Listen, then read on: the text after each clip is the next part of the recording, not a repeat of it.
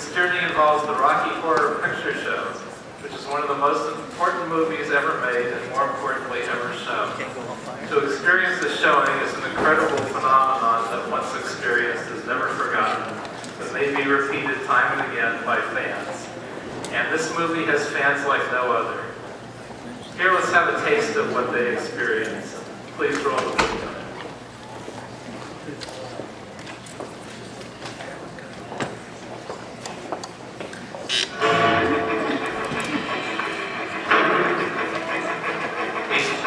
Down.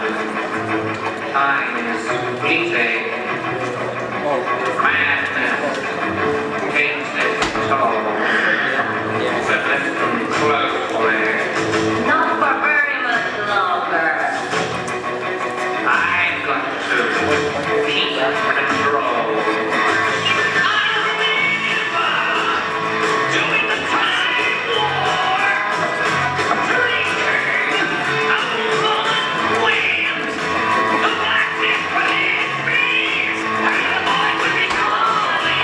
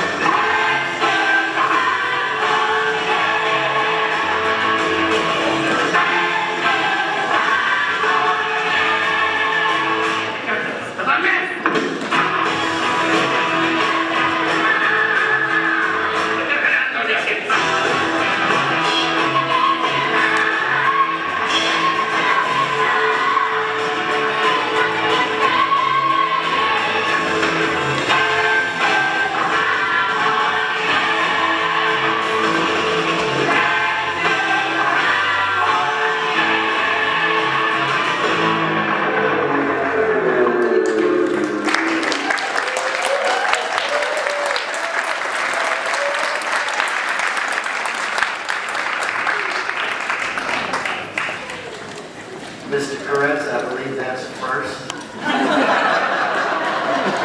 We even have a little naked golden guy. Well, let's hear it again for the Rocky Horror Picture Show channel cast.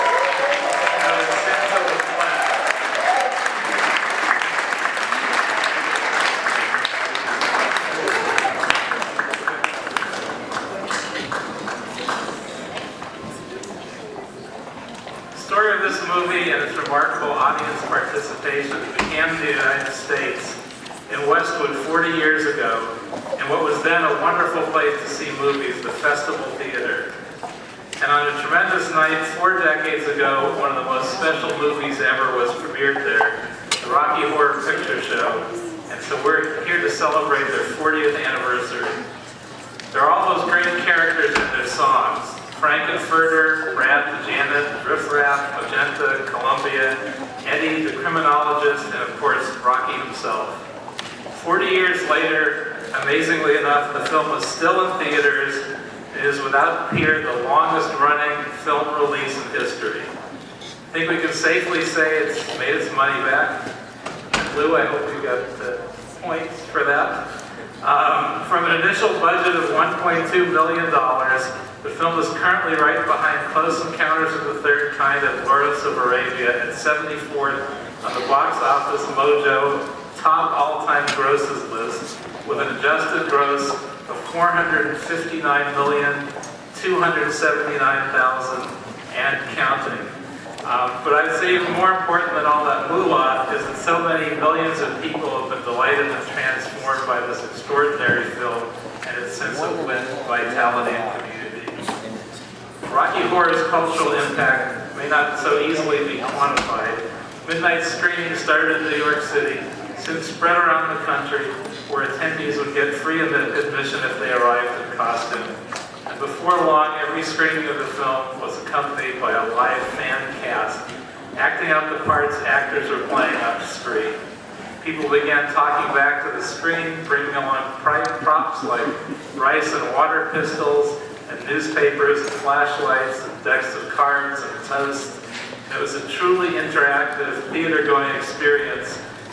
Before the internet, before Twitter, this was a unique and enthralling paradigm of how people could find ways to interact with movies, and in doing so, transform the very nature of the cinematic experience. It still happens in the LA area every Saturday night around midnight at the New Art Theater, with these members of the shadow cast and fans, all part of the evening's riches. And unless I'm imagining things, I think I saw my first Rocky Horror Picture Show at the New Art in the 70s, so it's been a while. The film has also been helpful in the gay and bisexual rights movement, the acceptance of fabulous drag queens, and has provided an essential community for people who otherwise may feel themselves on the fringe of society. So at least one night a week, they would know that they were not alone. And for all those reasons, I wanted to bring in some of the principles today to celebrate this milestone anniversary, which truly started in CD5 in Westwood. To celebrate their astounding accomplishment, we have at City Hall today declared this day to be Rocky Horror Picture Show Day in the city of Los Angeles.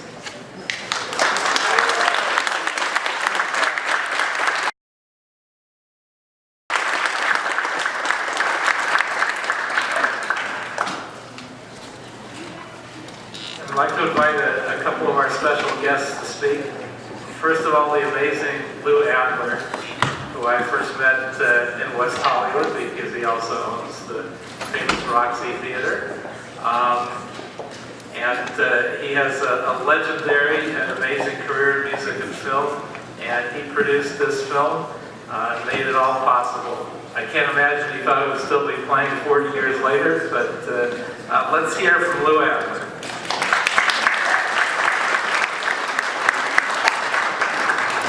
Thank you, Councilman, and the rest of the council and council ladies for having us. I grew up in Boyle Heights, not too far from here. If someone would have told me that I was going to the city hall in the morning, I would have been more scared than excited. Also, if someone had said to me, right after we finished the film, do you think you'd be celebrating this 2 years from now, 5 years from now, 40? I would have said absolutely, absolutely not. I had no idea that this could possibly happen. But one of the main reasons it happened, and I'll tell you a quick story. When I was, I had a son that was growing up in London, and I got a call and said, you should come over here and see this play that's causing a lot of press and promotion on Kings Road. So I took a flight and went to see the play in total jet lag. And the best remedy for jet lag at that moment was Tim Curry. I saw him. It was unbelievable. Not only did he have beautiful legs, but I mean, he could sing like no one that I ever heard. No one singing rock and roll in a theatrical way that I had ever heard or seen before. Obviously, those of us were disappointed in 1975 that he didn't win the Academy Award because he should have. But the reason that this film started and has never ended is because of Tim Curry. And I thank you for having us today.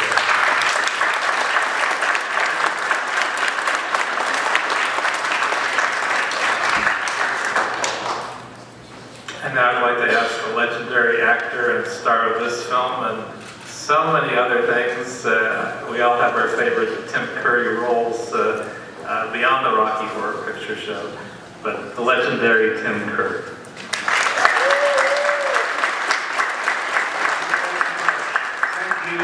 Thank you, council persons. This is a great honor.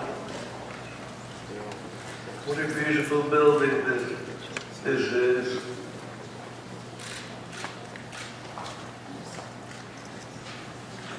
And hooray. I'm so glad that our day is so close to my favorite American holiday, Halloween.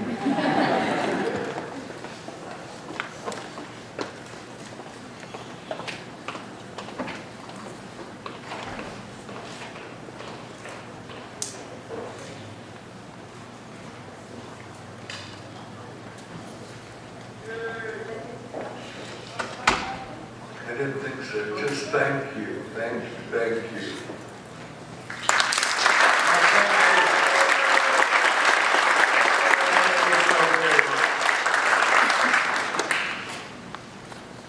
And this movie has really become a movie about incredible fans. And so here to represent the Rocky Horror Picture Show Fan Club is its founder and president, Sal Piro.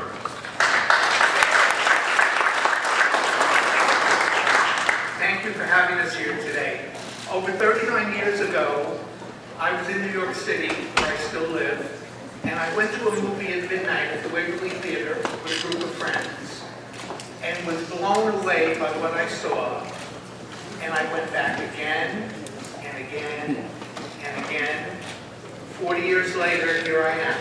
And it's such a great honor to be on the same stage with Lou Adler and Tim Curry, and this wonderful cast that represents all of the fans around the country.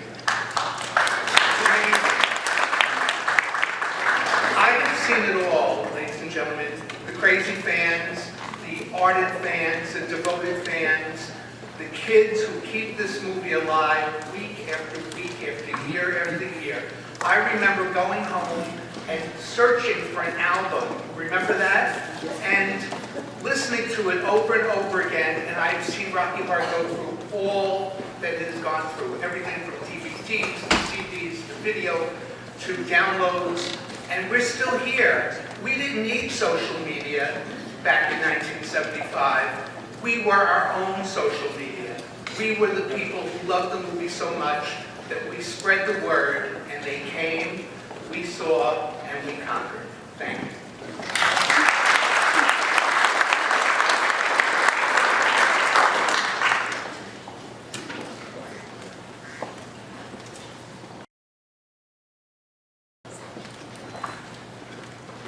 I also want to recognize one more time the Shadow Cast. Let's give them another big hand.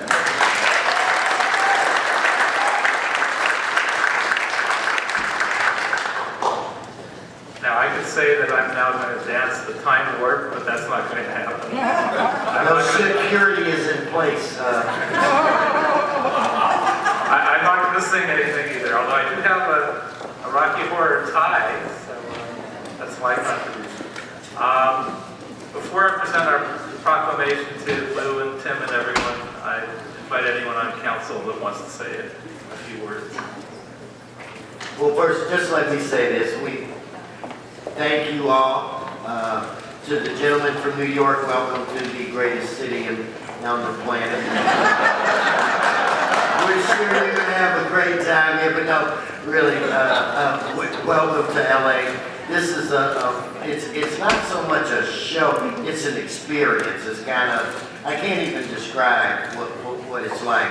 So again, to Tim, we love you and all that you've done over the years. I'm looking at him right now thinking about Congo. So thank you for all of your phenomenal, the works of art that you've done. And Lou, just thank you for being Lou. Koretz, you did a good job. Okay, we're going to give you extra points for today. If we give Paul Koretz and all of our other guests the type of round of applause that they truly deserve.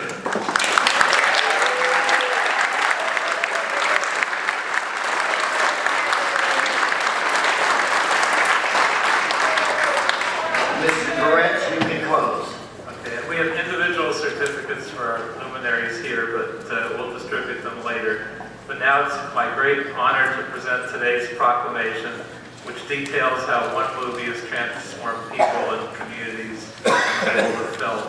So I'll read only the very ending of the resolution, which states, "Now therefore be it resolved that the City Council recognizes the wondrous living legacy of the Rocky Horror Picture Show, now in its 40th year, claims pride of ownership that this cult classic premiered in the city in Westwood, and salutes the Rocky Horror Picture Show on its 40th anniversary by declaring October 30th, 2015 to be the Rocky Horror Picture Show Day in the city of Los Angeles." And in closing, I'd like to remind everyone here the immortal words of Frankenfurter, "Give yourself over to absolute pleasure and don't dream it, be it." Thank you.